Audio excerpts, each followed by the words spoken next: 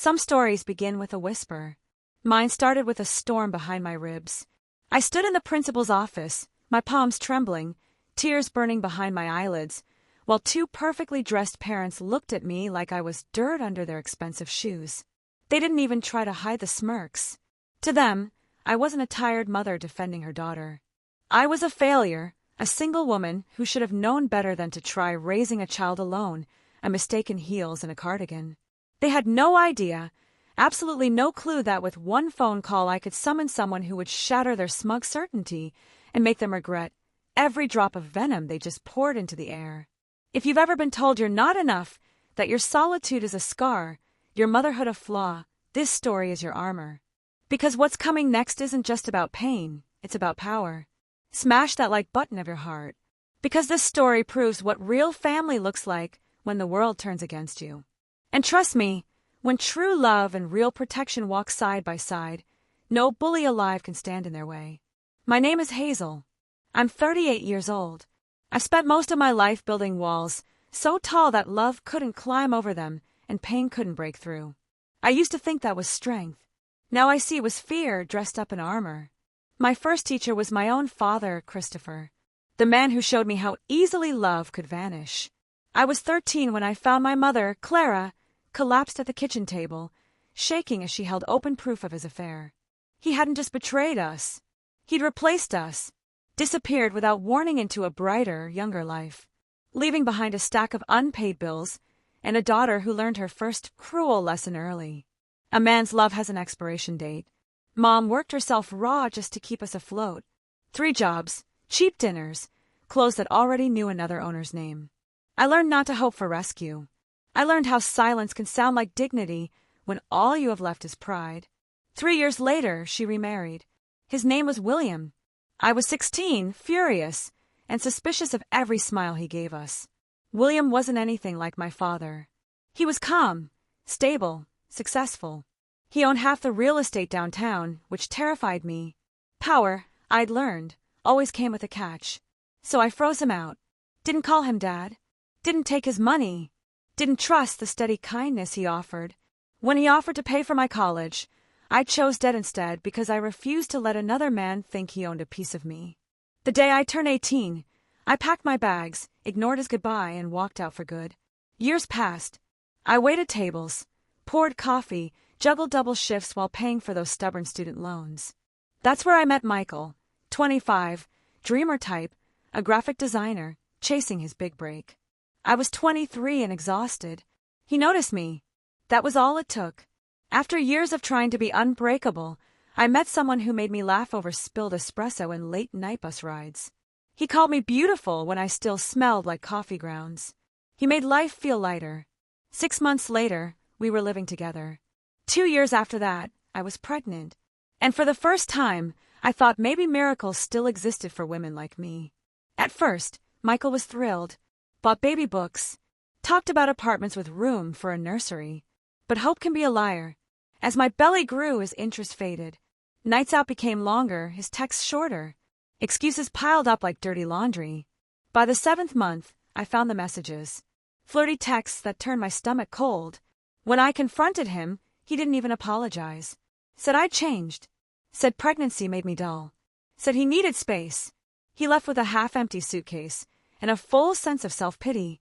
6 weeks later, Martha came into the world. He wasn't there. Never called, never sent a dime. It was as if we'd been erased, deleted from his life entirely. That was lesson number 2. Every man eventually leaves. It isn't a question of if, just when. I kept that truth locked deep inside for years. William kept trying to reach through the walls I'd built. Birthday calls, little checks, messages through Mom that I ignored. I thought I was winning by shutting him out. I thought independence meant isolation. Then came the day the world decided to test everything I believed. My daughter, Martha, 10 years old, shy, artistic, sunshine wrapped in curiosity, started coming home with tear-streaked cheeks. At first, it was whispers, giggles, the kind of quiet cruelty kids have learned from watching grown-ups. But soon it turned darker. Amanda Denton, a classmate with parents who thought their money equaled morality, turned torment into a game. 4 weeks, She followed my daughter with words sharp as knives. You don't have a daddy because your mommy's a bad woman. That's why he left. Nobody wants you. Martha tried to ignore it, tried to be brave, but even the toughest hearts have limits. When Amanda destroyed my daughter's art project, a butterfly sculpture Martha had spent weeks perfecting, and sneered, "Fatherless girls don't deserve to win anything." Something inside my daughter broke. She pushed Amanda hard. Amanda fell, scraped her knee, and ran crying home. And that's all it took. The very next morning, my phone rang. "Miss Hazel." Principal Harrison's voice was clipped. "We need to speak immediately about an incident involving your daughter."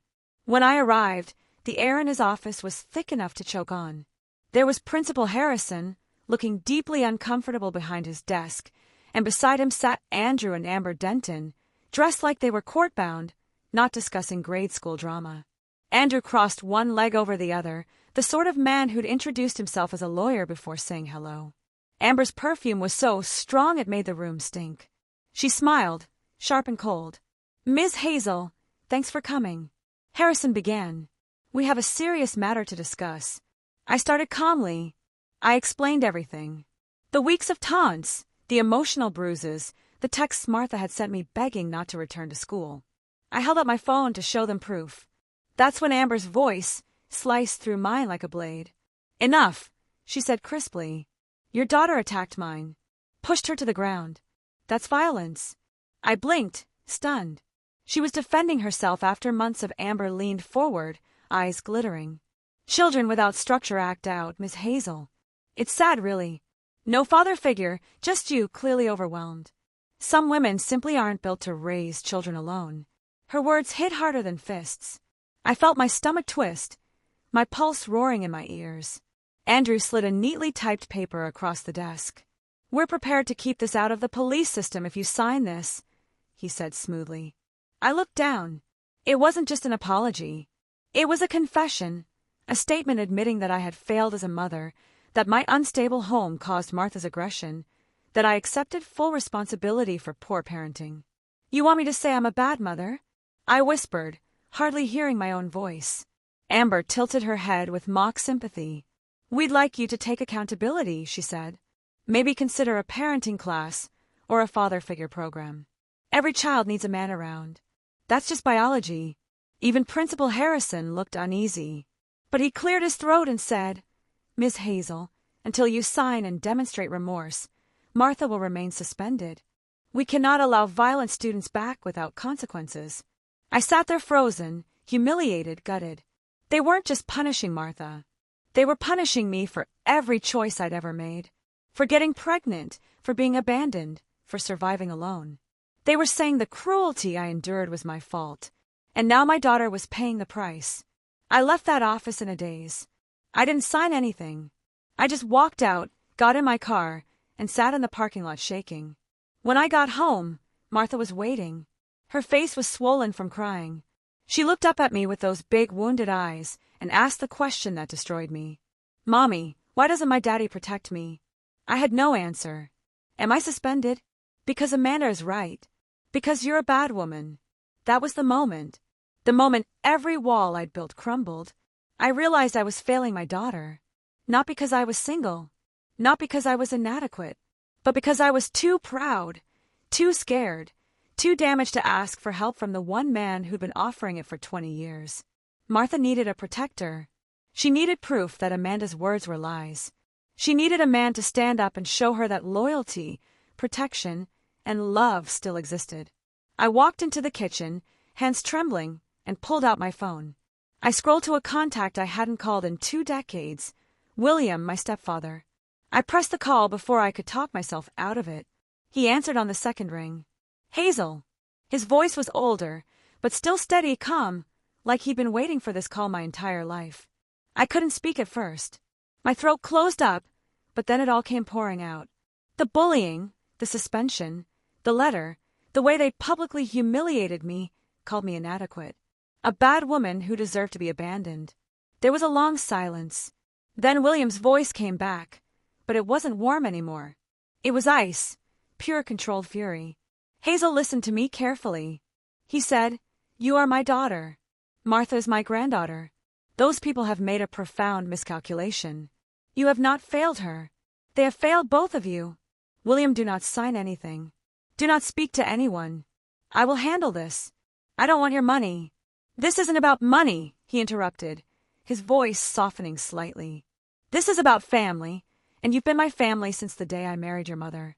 I'm sorry I let you push me away for so long, but I'm not letting you face this alone. Not anymore. He told me to meet him at the school the next morning, 9 a.m. sharp. He'd be there. I hung up, staring at the phone, terrified and hopeful in equal measure. What had I just done? Would he actually show up?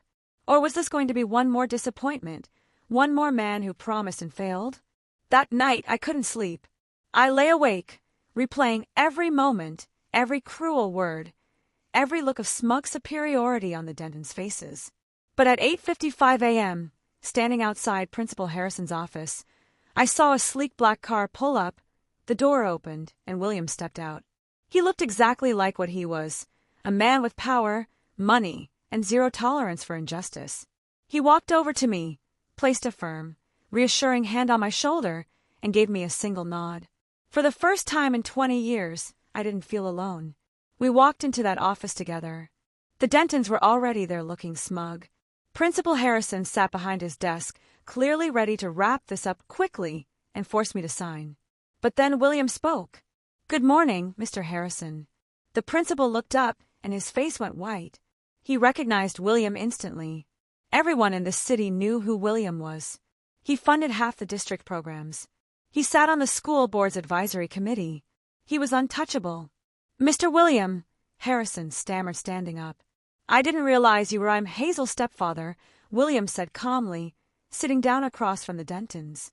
"And Martha's grandfather. I understand there's been some confusion about accountability here." Amber Denton, still arrogant, smiled tightly. "We're simply asking for an apology for Martha's violent behavior, sir. Surely you understand the need for discipline." William looked at her with the kind of calm that precedes devastation. "Mrs. Denton, let me clarify something. Your daughter has spent weeks psychologically tormenting my granddaughter, using deeply personal and cruel insults about her family. When your daughter destroyed Martha's property and mocked her for being fatherless, Martha defended herself. That is not violence. That is self-preservation." Andrew Denton leaned forward. "With all due respect, Mr. William, Martha pushed our daughter." William interrupted, his voice like steel. "And your daughter has been bullying mine repeatedly, viciously, and you too have been complicit, spreading malicious gossip about my daughter's character, calling her inadequate, a bad woman. That, Mr. Denton, is defamation, and I don't tolerate it." The room went silent. William turned to Principal Harrison. "Here's what's going to happen. You will reinstate Martha immediately with a formal apology from the school. The Dentons will issue a written apology to both Hazel and Martha, and their daughter will be required to attend a bullying intervention program. If any of this is refused, I will take this matter to the school board, the local media, and my personal attorneys. Your choice." Principal Harrison looked like he might faint. "Mr. William, I'm sure we can resolve this." "Then resolve it now." The Dentons' faces went from smug to panicked. Andrew tried to bluster, but William silenced him with a look. 20 minutes later, I walked out of that office with a formal apology letter, Martha's reinstatement, and the knowledge that the Dentons had been utterly destroyed. William didn't gloat. He just squeezed my shoulder and said, "You're a great mother, Hazel. Don't let anyone tell you otherwise." Walking out into the sunlight that day, I felt something I hadn't felt in decades. Protected, valued, loved. William didn't just win a fight. He gave me back my dignity. He proved that family isn't about blood. It's about who shows up when the world tries to break you. For more stories like this, please subscribe to the Echo Tales YouTube channel and leave a comment under the video.